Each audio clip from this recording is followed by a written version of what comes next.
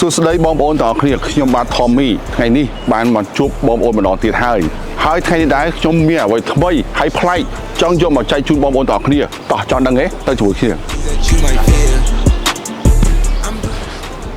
នេះណែបងប្អូនបានឃើញហើយនៅខាងស្ដាំដៃរបស់ខ្ញុំនេះគឺជារយន្តមួយប្រភេទដែលទើបមកដល់ថ្មីស្រឡាំងគឺរយន្ត Hongqi CZS ជាប្រភេទរយន្តសាំងលាអគ្គិសនីដែលអាចសាកមកពេញរួមទាំងការរត់លើកជាមួយនឹងប្រភេទសាំងផងរហូតដល់ 1100 គីឡូម៉ែត្រជាងឯណោះហើយ Hongqi CZS នេះវិញគឺបានបំពាក់ទៅលើកម្លាំងម៉ាស៊ីន4ស៊ីឡាំង 1.5 តាក់បូកជាមួយនឹងថ្មអាគុយសាកបាទដែលអាចរត់បានសម្រាប់ថ្មគឺអាចរត់បានរហូតដល់ 115 គីឡូម៉ែត្រជាងពេលដែលយើងជិះបានរហូតដល់នៅសល់ត្រឹមតែ 10% វានឹងលោតអូតូចូលម៉ាស៊ីនដើម្បីបំពេញកម្លាំងថ្មម៉ាស៊ីនសាកចូលអាគុយវិញនិយាយទៅការសន្សំសំចៃសម្រាប់រថយន្ត Hongqi CZS នេះពិតជាអស្ចារ្យមែនទែន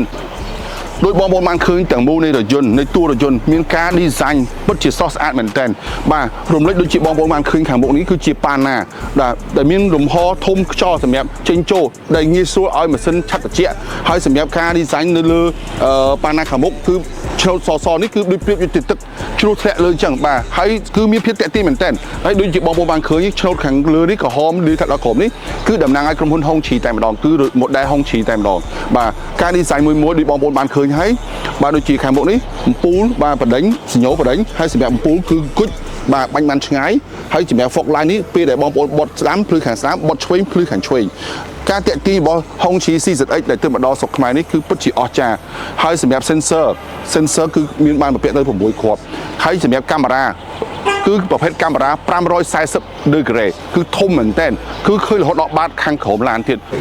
ដូចបងប្អូនបានឃើញហើយសម្រាប់យ៉ាន់កង់ប្រភេទរលួយមីញោមដែលមានទំហំ18អ៊ីងប៉ុន្តែសម្រាប់ CZS យើងមានពីរជម្រើសគឺ18អ៊ីងផងឬ19អ៊ីងផងបាទប៉ុន្តែអាស្រ័យទៅលើតម្លៃដែរដូចបងប្អូនឃើញអញ្ចឹងកង់គឺមានភាពរឹងមាំធន់បាទក្នុងការបើកបរលើដងផ្លូវដែលមានភាពលំបាក